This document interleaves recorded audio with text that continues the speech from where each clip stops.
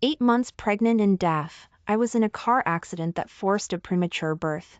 Meanwhile, he had terminated the pregnancy of the child I was carrying, brought back the illegitimate child he had with his mistress, and even hired the mistress to take care of me during my postpartum recovery period. They cheated right in front of me, unaware that I knew everything. 8 months pregnant, I was hit by a car, causing a premature birth. But the accident unexpectedly restored my hearing. Outside the operating room, my husband spoke to the doctor in front of me. "Mr. Miller, the baby is already well formed, and the situation is stable. A normal vaginal delivery." Robert Miller immediately interrupted. "We must terminate the pregnancy now. I promised Ashley Taylor I would bring our child into the Miller household legitimately. Hope is almost 1 month old now, any older and it will become obvious. It doesn't matter if the baby is gone, she can always have another one. Only this way will she see Hope as her own." I tightly closed my eyes, silently suppressing the emotions surging within me. He thought his lie was seamless, but he miscalculated. I heard everything. And lying and pretending? I can do that too. Dr. Miller's face showed reluctance as he pushed his glasses up repeatedly. "Mr. Miller, Eleanor's body is weak and it's difficult for her to conceive. You two tried to conceive for 2 or 3 years before finally getting pregnant. The chances later are likely. If she finds out the baby she struggled so hard to conceive was deliberately terminated, it will be devastating."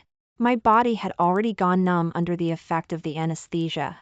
I wanted to struggle but could only lift a single finger. Robert Miller gently stroked my hand, smiled softly, then turned to Dr. Miller. "Don't worry, she can't hear. Just increase the anesthesia dosage later, and she definitely won't find out. Both babies are girls, and Hope looks like me, not Ashley Taylor. She won't suspect anything." Seeing Dr. Miller open his mouth to say more, Robert Miller waved his hand. "Ashley Taylor has been with me for 3 years. It's already unfair to her that I can't give her a proper status, but our child must be brought into the Miller household rightfully." Dr. Miller wiped his brow, sighed deeply, and said nothing further. The syringe was inserted into my skin again.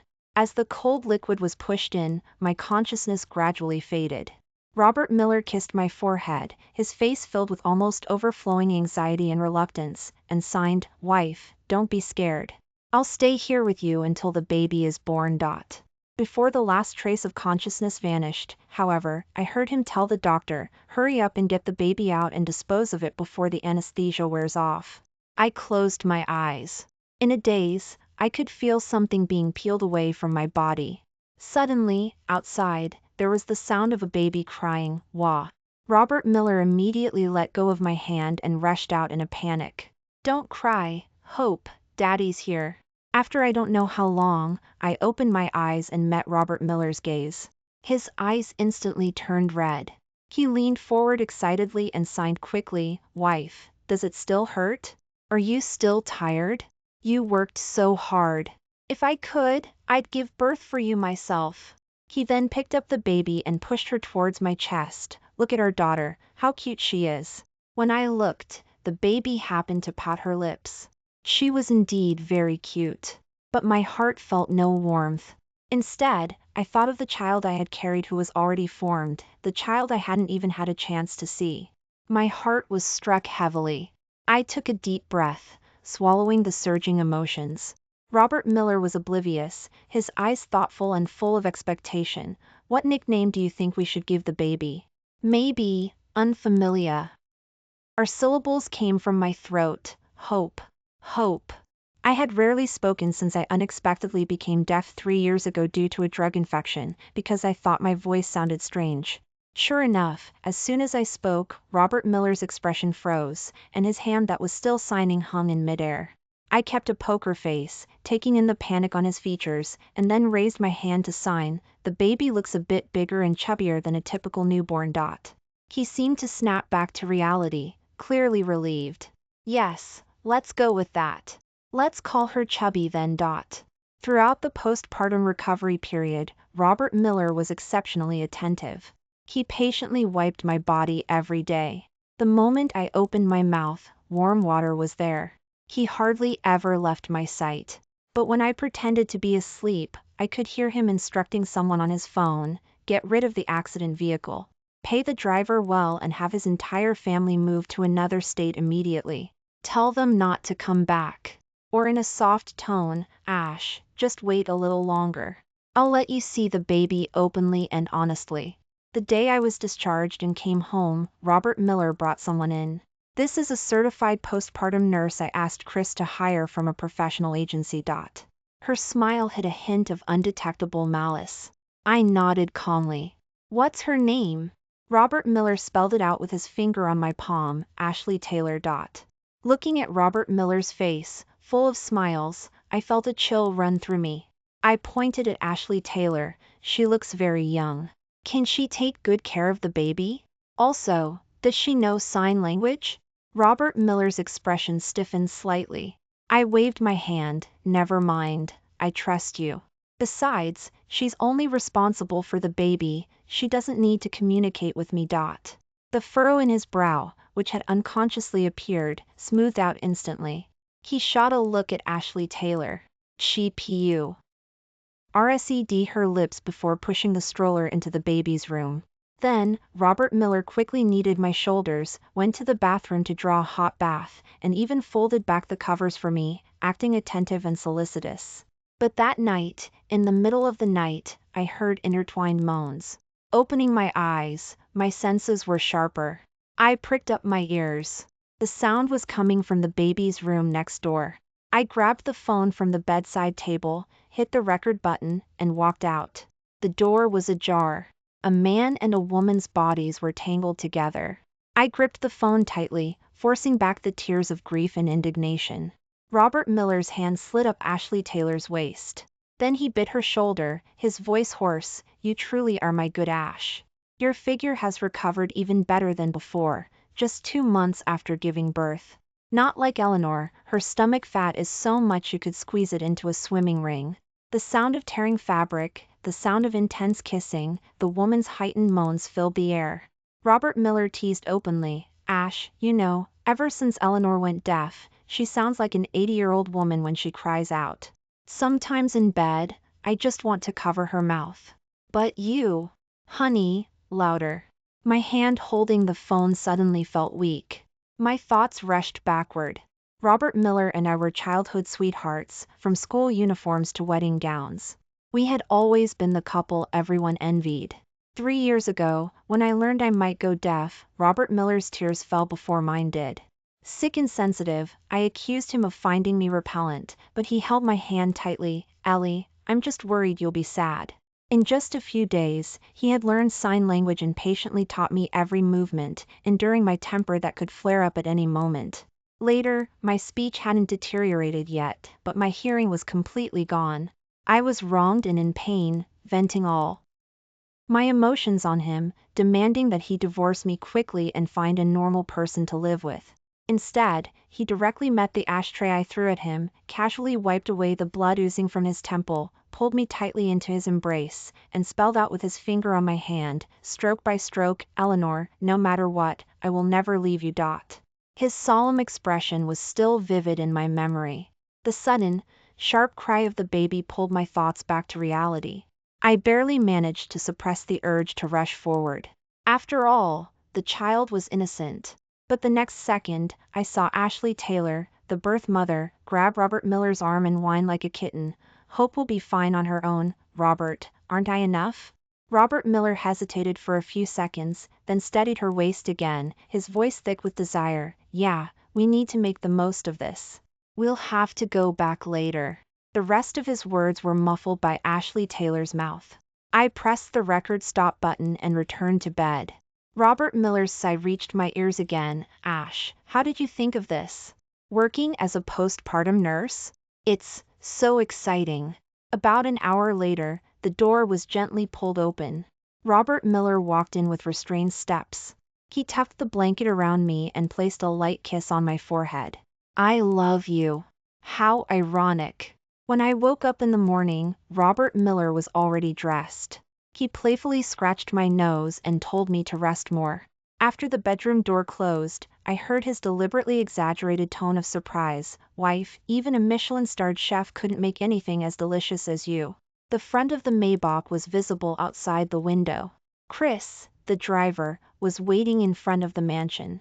Ashley Taylor's voice was a mix of surprise and grievance. "Husband, wait, I need my morning kiss." They flirted for a while longer, sounding like a newlywed couple. "I'm going to the company. Take good care of the baby at home." After the car disappeared from view, I took a deep breath. Just then, my phone vibrated.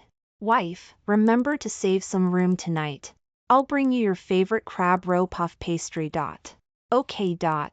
I replied coolly and then got up to wash. When I pushed open the door, Ashley Taylor was cursing loudly in the kitchen. "That deaf hag, why didn't she die in the car accident? So what if she knew Robert a few years longer than I did?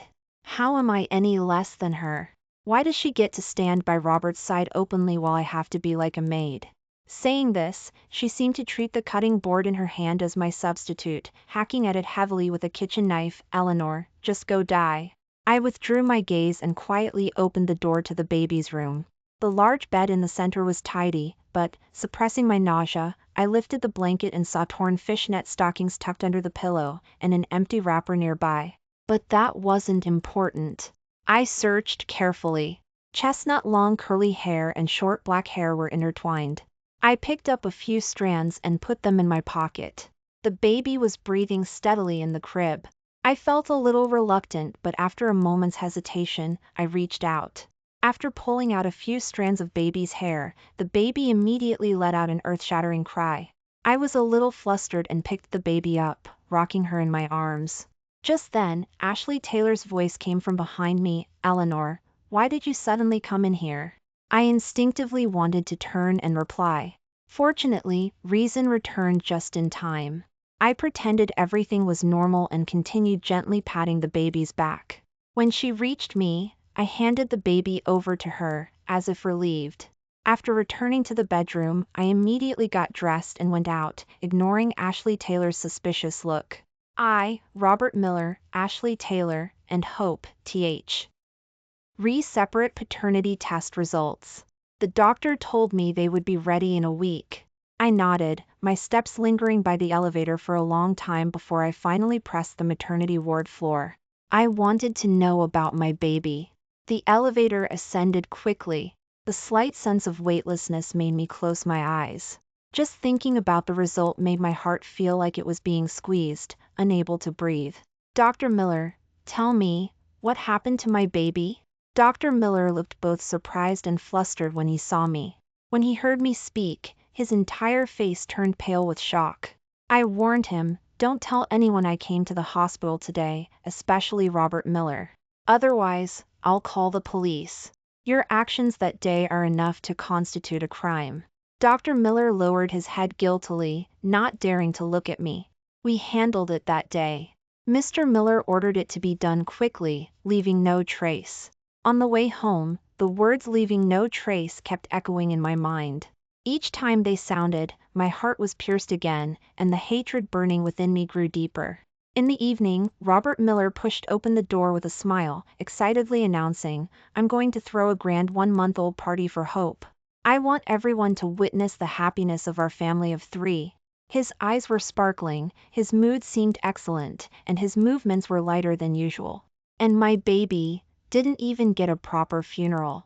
I blinked hard and then nodded calmly at him. On the sofa, Robert Miller scrolled through my phone, letting me choose a gown for the 1-month-old party, while his other hand timely brought a crab roe puff pastry to my mouth. After a while, he typed out, seemingly casually, "Wife, where did you go today?"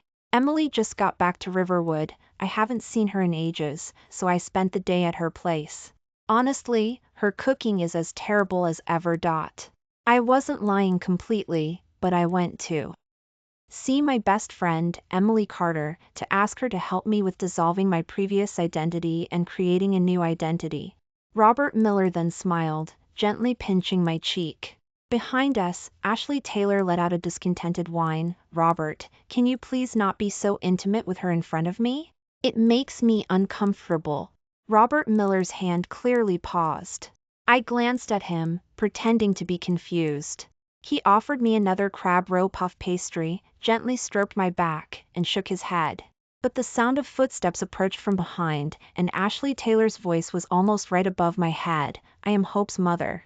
I'm the one who should be attending the ceremony with you and receiving everyone's blessings.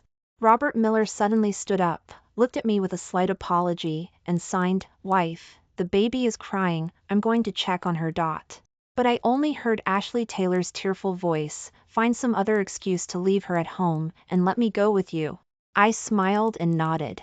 He gave Ashley Taylor a look. The two of them walked towards the baby's room and sink, and the door slammed shut. "Ashley Taylor, I told you, Eleanor is and always will be my only wife. Show her some respect.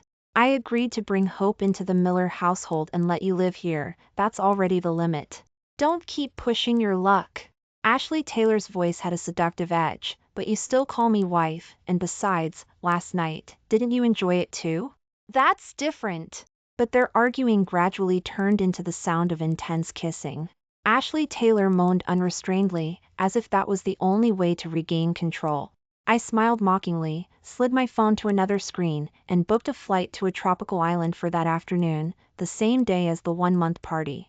I heard a door open behind me. I quickly switched back to the original screen, glanced at the lipstick not wiped clean from Robert Miller's mouth, and nonchalantly suggested, "Get a gown for her too. We'll go together to the 1-month party. After all, she works hard taking care of the baby." Besides, without her there, the show would lose some of its fun. Robert Miller showed no resistance. Instead, he affectionately patted my cheek. His palm still carried the scent of Ashley Taylor's perfume, which was truly disgusting. On the morning of the 1-month party, I received the paternity test results from the hospital. The results were even more spectacular than I had expected. Before leaving, Robert Miller saw me still sitting idly at the vanity table and quickly came over to pull me up. I winked playfully at him. "Husband, you and Ashley Taylor go ahead. I'm still preparing a surprise for you and the baby." He looked quite surprised. He leaned in and kissed my ear, but didn't say anything. He walked into the living room. Ashley Taylor, holding Hope, walked to his side. There was almost an arm's length between them, but the color of her dress happened to match his tie. "Robert, look, we're the ones who look like a real family of 3. "Don't say that." But Robert Miller then leaned closer and played with Hope for a bit. She laughed happily, which made him smile dotingly as well, his tone towards Ashley Taylor softening slightly. "You get in the car first." Then, he turned back and waved at me, "Wife, I'll wait for you." If I hadn't regained my hearing, I might have been truly fooled by the love in his eyes. I suppressed the ripple in my heart and smiled. Watching the car disappear outside the mansion gate, I took out my phone and texted my best friend, "Is everything ready?" Before takeoff, my phone's notification bar was flooded with messages, all from Robert Miller, asking why I hadn't arrived yet. "Husband, I'm already on my way to the hotel." After the text message was sent, I scheduled another text to be sent 10 minutes later and then turned off my phone. When Robert Miller received the text, he breathed a sigh of relief. Just as he looked up, he saw Ashley Taylor enthusiastically greeting every guest entering the ballroom as if she were the hostess. He even overheard people whispering to those next to them several times, "Who exactly is Mrs. Miller? She doesn't look much like the woman in the news photos. Did she get work done? Or did Mr. Miller remarry? I heard Mrs. Miller went deaf 3 years ago. It's normal for Mr. Miller to find another woman. How could a golden boy like him tolerate having a deaf wife? Who knows, these wealthy families always have their shady secrets. Maybe the real wife hasn't arrived yet, and the mistress is throwing her weight around." Hearing these comments, Robert Miller felt inexplicably annoyed, because from the very beginning, he had only ever considered me the lady of the Miller household. Ashley Taylor, however, was merely a tool for him to satisfy his desires. During the period 3 years ago when I was sick, my temper was always unpredictable. To take care of me, he had swallowed his own emotions. But everyone needs an outlet. So, when he saw his new secretary, Ashley Taylor, walk into the CEO's office led by his assistant, with that polished smile hiding flattery and seduction, he accepted her without resistance. She was open-minded and obedient enough. She would come whenever he called to the same hotel room and never caused a scene in front of me. She had been with him for 3 years without complaint and had even given birth to Hope. He owed her something and should compensate her. But he had already given her more than enough. To make me accept Hope as my own, he had even personally gotten rid of our child. Ashley Taylor should be satisfied. Just as Robert Miller was about to step forward and warn Ashley Taylor, he saw his assistant stumble over. The panic on the assistant's face made Robert Miller's hand, holding his phone, tremble slightly. Mrs. Miller. When he heard my name, Robert Miller's heart leaped into his throat. He quickly punched the assistant's shoulder. What happened to her? Speak! Mrs. Miller was in a car accident. Her life hangs in the balance. Robert Miller felt his heart struck heavily. He pushed the assistant away and ran out of the ballroom. Ashley Taylor looked confused by his panicked state. She reached out to speak, but he roughly shook her off. The accident site was only a few hundred yards from the hotel. When Robert Miller arrived, the entire car body was engulfed in raging flames. He instinctively wanted to rush into the fire but was desperately held back by his assistant. Just then, a fire truck arrived at the scene. Robert Miller roared, "Hurry and put out the fire. My wife is still inside." He paced nervously, his eyes not daring to look at the car, afraid of not seeing me, and also afraid of seeing my tortured state. After the fire was extinguished, he took a deep breath and ran over. He saw the charred body in the car, burned down to its frame. For a moment, he felt as if his senses had vanished. When his mind returned, Robert Miller actually laughed out loud, muttering, "This can't be my Ellie. My Ellie was much prettier than this." Just then, a small circle slipped from the body's hand and rolled to his feet. The diamond on top emitted a faint glow. It was the wedding ring he had personally slid onto my finger 5 years ago. He still couldn't believe it. He covered his head and turned around, wanting to text me again. When he opened his phone, he saw the text message I had sent over 10 minutes ago. "Husband, I'm sorry, I have to leave first. You and the baby must be well in the future. It's just a pity that I can't personally deliver the surprise I prepared. Only Emily can." The text message ended there. Robert Miller finally couldn't hold back and buried his face in his hands, crying as if to vomit out his soul. Only when his kneeling knees were numb with pain did he manage to get up shakily with the assistant's help. When he personally contacted the funeral home, his mouth felt stiff, and every syllable he uttered trembled. Just then, Ashley Taylor's name appeared in the middle of the screen. "Robert, where did you go? The banquet is about to start." Over the phone, Ashley Taylor's voice was as sweet as ever, this time even with a hint of triumph. Hearing her words, Robert Miller felt a surge of irrational anger. The image of her eagerly greeting guests earlier flashed in his mind, adding fuel to the fire. But then he thought of my playful smile as I sat at the vanity table before leaving that afternoon. He looked up, and the hotel building was just down the road, only a few hundred yards away. Robert Miller clenched his phone, boundless regret flooding his heart. He couldn't help but wonder if things would have turned out differently if he had been more insistent, foregone the surprise, and dragged me along to the hotel with him. But at that moment, seeing the joy on Hope and Ashley Taylor's faces, he had shamefully thought, occasionally indulging Ashley Taylor's fantasy of a family of 3 didn't seem so bad. After hanging up the phone, he looked at the charred body being lifted and felt like he had been stabbed fiercely. He still couldn't associate it with me. He immediately averted his gaze, took several deep breaths, and then instructed his assistant, "Go back to the hotel first." Ashley Taylor saw him from afar and came forward to meet him. By now, half an hour had passed since the scheduled start time, and quiet murmurs had begun to spread intermittently throughout the ballroom. Many people were looking at the local trending topics on their phone screens. Eyes, filled with either sympathy or amusement, fell upon Robert Miller. He brushed Ashley Taylor aside and walked to the center of the stage, looking distraught. He spoke with difficulty, "Here, I have to announce a terrible piece of news. My wife." Before he could finish, his hand trembled, and the microphone dropped heavily from his grasp. Below the stage, a loud baby's cry suddenly echoed. Hope opened her mouth wide, crying with all her might. For a moment, sighs and gasps filled the vast ballroom. Only Ashley Taylor gently rocked Hope, her face deliberately cast downwards, revealing uncontrollable schadenfreude. Robert Miller saw it and had to use all his strength to restrain the urge to rush forward and strangle her. Just then, Emily Carter walked out from the crowd, holding up a USB drive.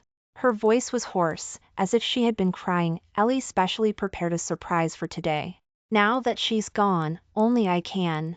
The USB drive was inserted into a laptop, and the projector displayed an image on the stage.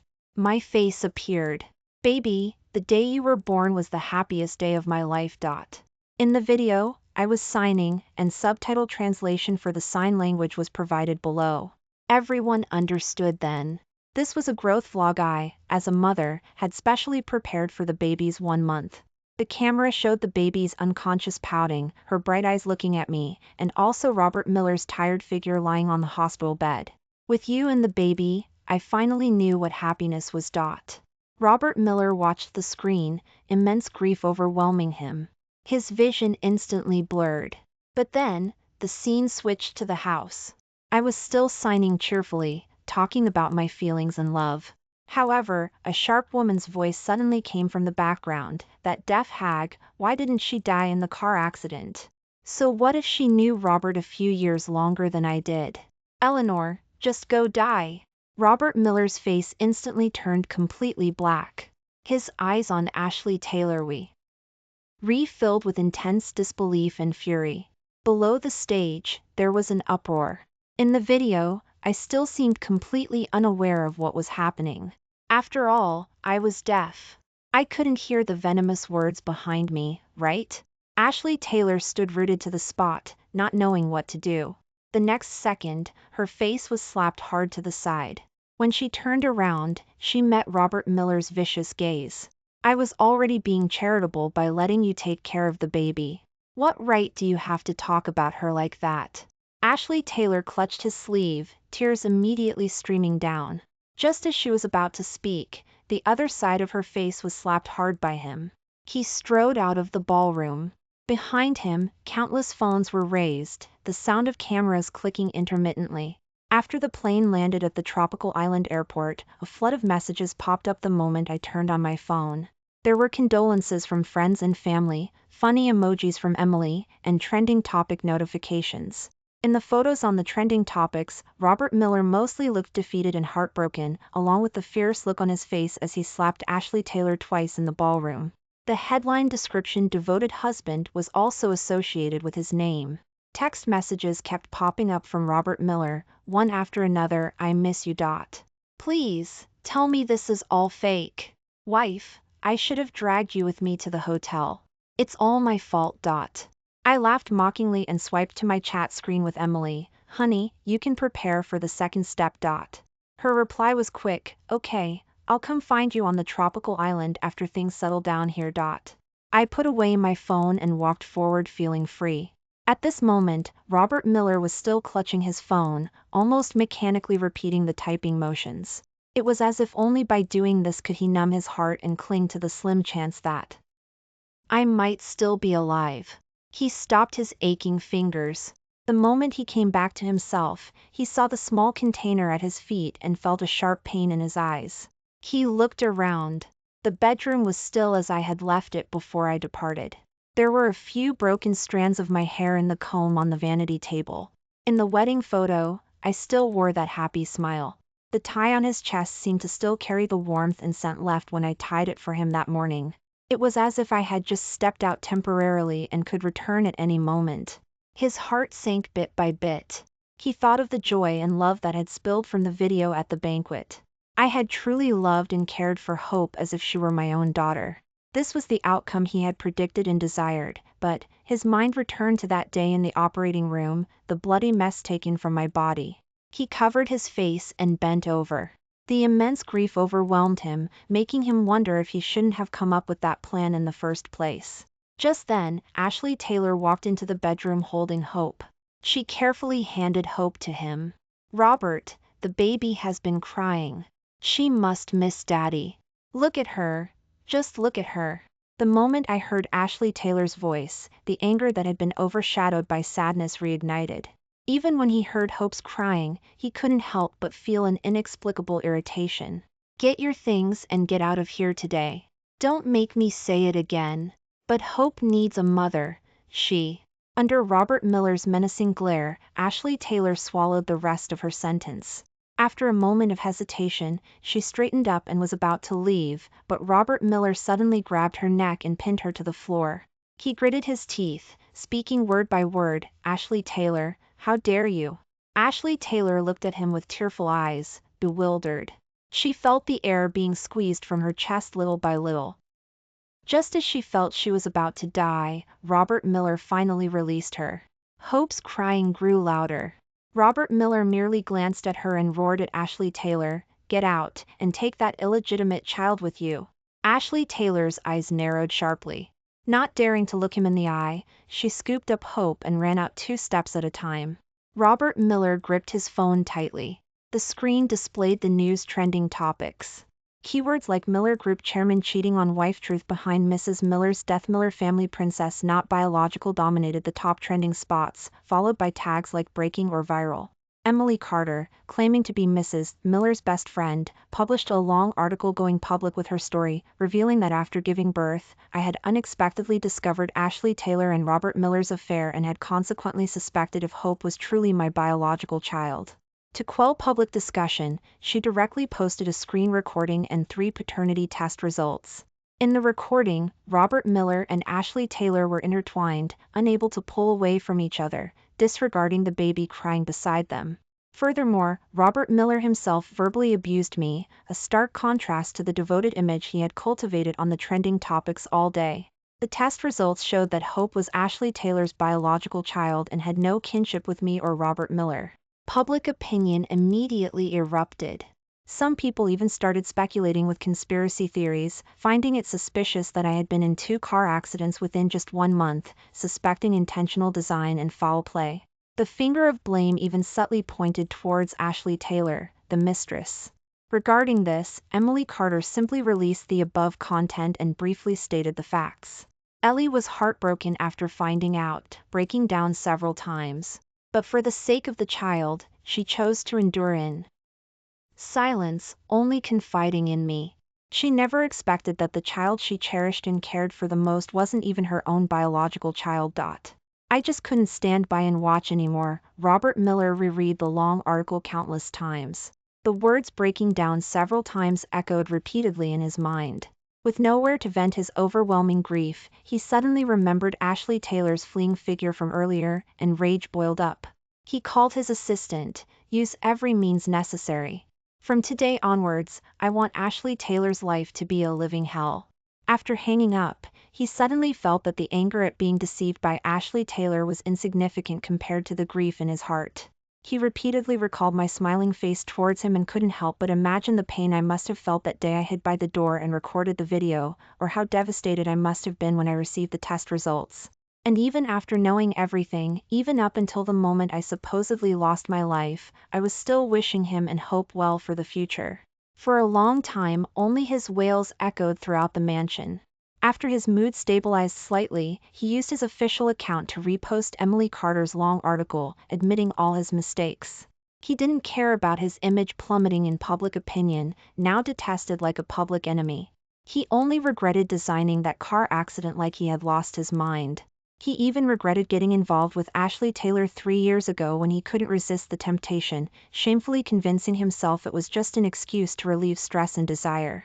He collapsed onto the floor, exhausted, staring blankly ahead, only wishing I would push open the bedroom door and come towards him as usual. Robert Miller remained for a long time. He was hospitalized several times for perforated stomach due to excessive drinking, only to see mocking looks from the doctors and nurses. Negative news about him repeatedly topped the trending topics, and the company's stock price kept falling as a result. One day, he was unusually free from the pain of a hangover. With a somewhat clear head, he thought he should find Emily Carter. After all, as my closest friend in my last days, she might have some of my final words or belongings entrusted to her that haven't been made public. But when he went to her house, he found someone else living there. After some inquiries, he learned that Emily Carter had sold the house just 2 days after I had passed away. He felt like he had grasped something. Perhaps the series of events that had happened recently were all planned by me in advance. He didn't feel angry or annoyed at being kept in the dark. Just the possibility that I might still be alive made his heart pound wildly. So, he used some underhanded methods to look into my information. Following the results he found, he booked the earliest flight to a tropical island that day. Sure enough, he saw Emily Carter and me leisurely sunbathing on the beach. At that moment, his tears streamed down uncontrollably. He watched me from a distance for a long time, until a foreign man came over to chat, and he heard me chatting effortlessly with him. Suddenly, his legs gave out, and he fell to the ground. The abrupt noise startled Emily Carter and me. I turned around. The moment my eyes met Robert Miller's, a wave of revulsion rose within me. He stood up, walking slowly. He stopped in front of me, his eyes overflowing with deep affection and sorrow. He habitually raised his hand, preparing to sign something, then suddenly gave a self-deprecating smile. "Wife. Eleanor, when did you regain your hearing?" "The day you had someone drive into me." I watched something shatter in his eyes. "Yes, I heard every single word you said to Dr. Miller that day." Robert Miller's body swayed sharply. His mouth was open, but no words came out for a long time. He reached out his hand, but I slapped it away fiercely just before it touched my shoulder. "Get lost. Just looking at you makes me sick." He bent down and knelt on the ground. After a long while, he let out a deep sigh. "I'm sorry." Robert Miller got on the plane back. Every time he thought of my expression just now, he felt a tightness in his chest. But he couldn't imagine the pain I must have felt that day on the operating table, hearing his conversation with Dr. Miller, hearing that my own husband had personally orchestrated that car accident and demanded the doctor dispose of their child. He transferred all the assets under his name to mine. Then, he voluntarily contacted the police and reported it. The day the court's verdict came down, he thought, "This is for the best." In prison, he could suppress the strong urge to see me.